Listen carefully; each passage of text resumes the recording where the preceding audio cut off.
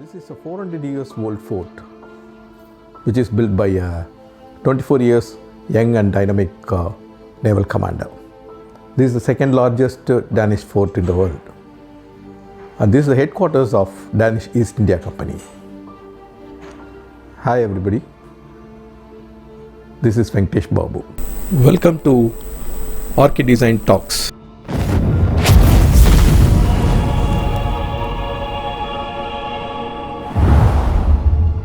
Fort Dansberg at Tranquebar, the Danish fort at Embody. Embody means the land of the singing waves.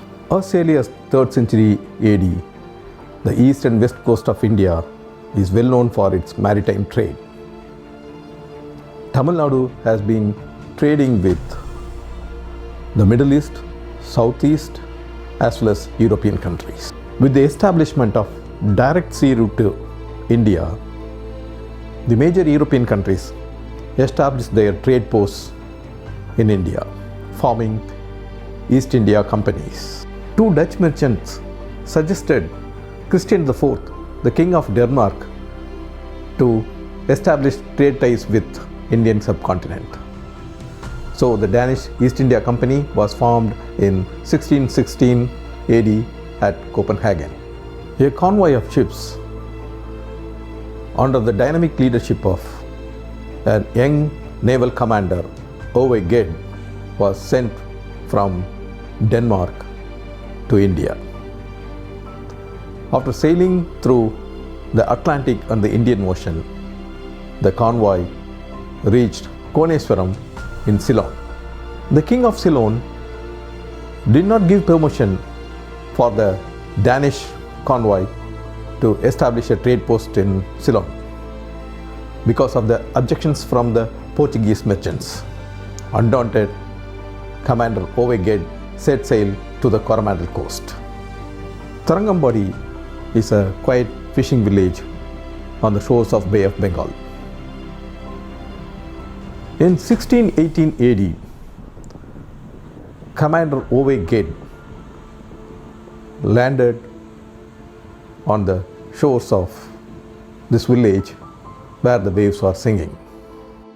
Commander Ove Ged signed a treaty with the King of Tanjavur, Raghunatha Nayakar. He was leased a parcel of land which was 8 kilometers by 4 kilometers size for an annual rent of rupees 3,111. This treaty, written in gold leaf, is being preserved in the National Archives of Denmark at Copenhagen. In this parcel of land, the commander built a fort and a fortified Danish settlement. Fort Dansberg in Tranquebar, or the Danish fort in Embody, was built in the year 1620 AD, exactly 400 years from now. This is the second largest Danish fort after Kronborg. Embody is about 14 kilometers from Karaikal and 24 kilometers from Mailadurai. It is 270 kilometers from Chennai. This settlement was modeled like an European town with fortification all around, including a King Street, Queen Street and Goldsmith Street.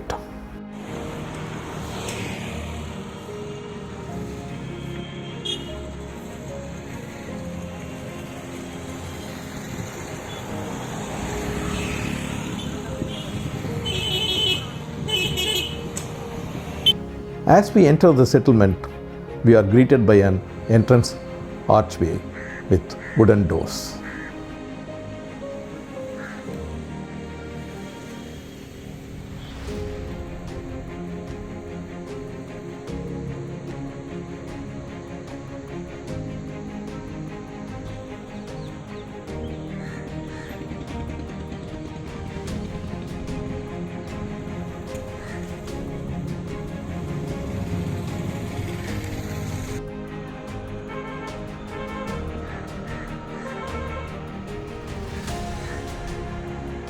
As we drive past the entrance archway, the ambience is totally different and it's totally European with a gridiron pattern of settlement design.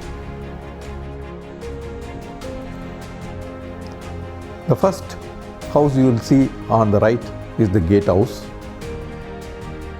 and as you drive past the street, you come across the New Jerusalem Church on the right.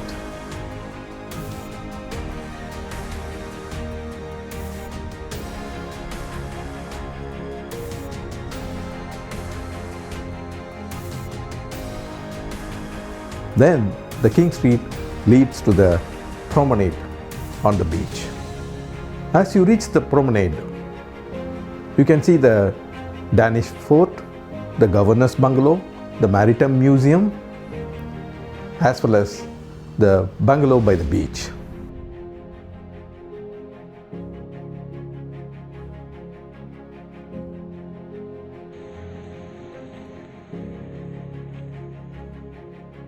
The first house you see in the promenade is the Naval Commander's house.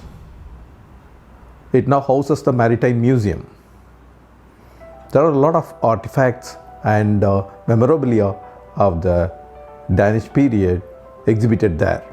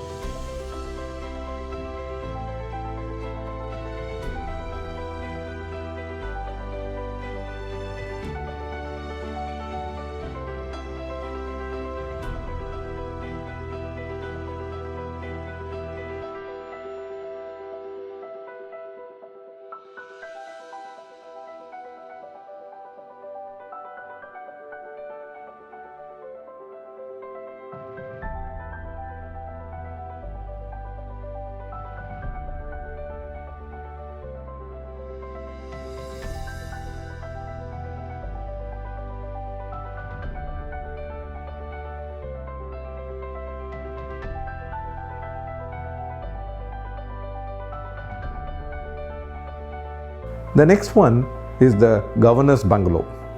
It is being renovated, and the tall columns proclaims its importance and the significance of this place.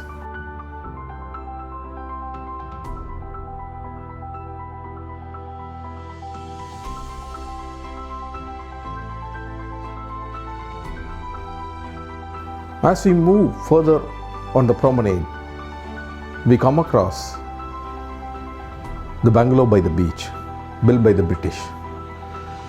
The fort was sold to the British in 1845, after which the importance of this place declined slowly. The Bungalow by the beach is being run as a heritage hotel by ITC. As you walk down on the dilapidated piers in the beach, you can see the waves, the singing waves dashing on the ruins of the ramparts and the stones that are being laid around to preserve this beach.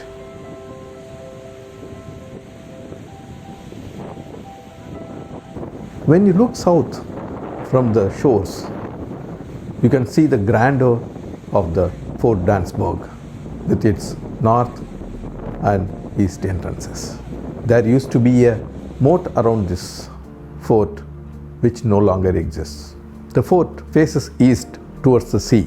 The fort is trapezoidal in plan with the main gate on the north side and a secondary gate towards the beach on the east. As you enter the fort, you come into a quadrangular lawn.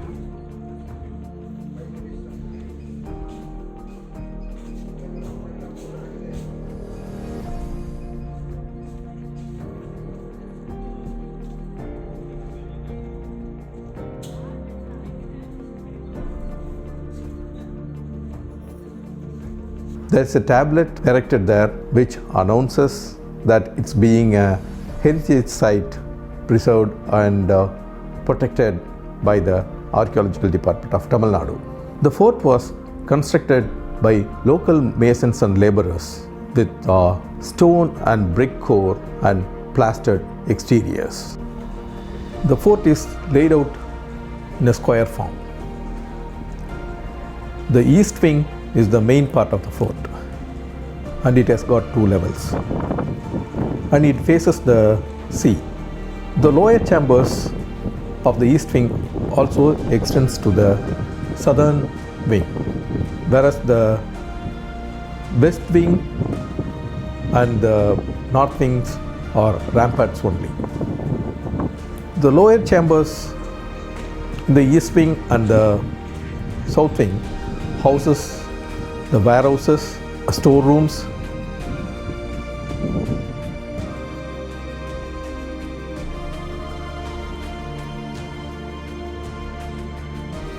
a poultry room, kitchen, soldiers' restroom, soldiers' room, and weaponry, etc., etc.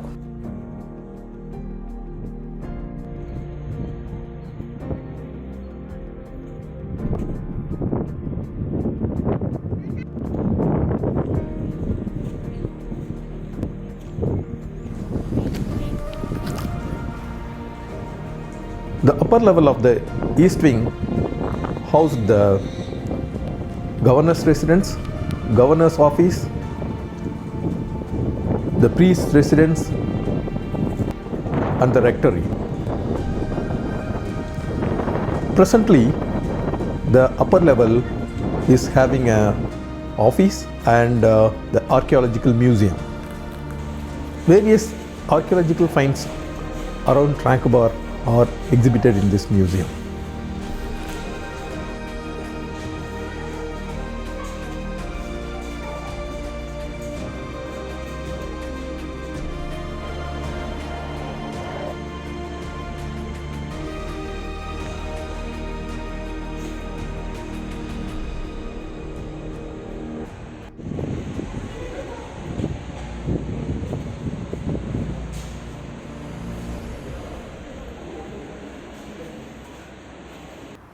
Tranquebar is a living example of the glorious years of the Danish East India Company.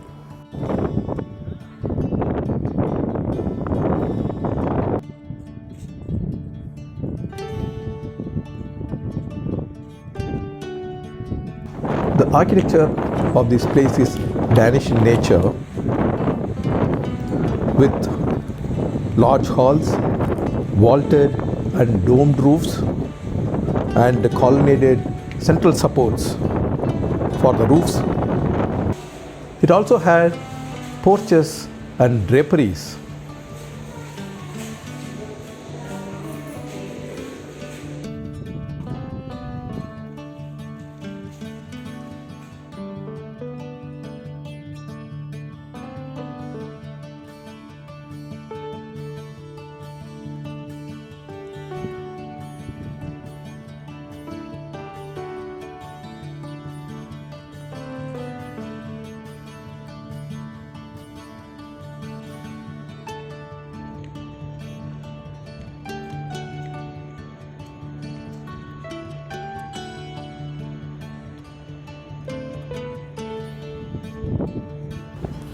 The ramparts all around are quite wide, and the parapets along the ramparts has provisions for embrasure for arrows, guns and cannons.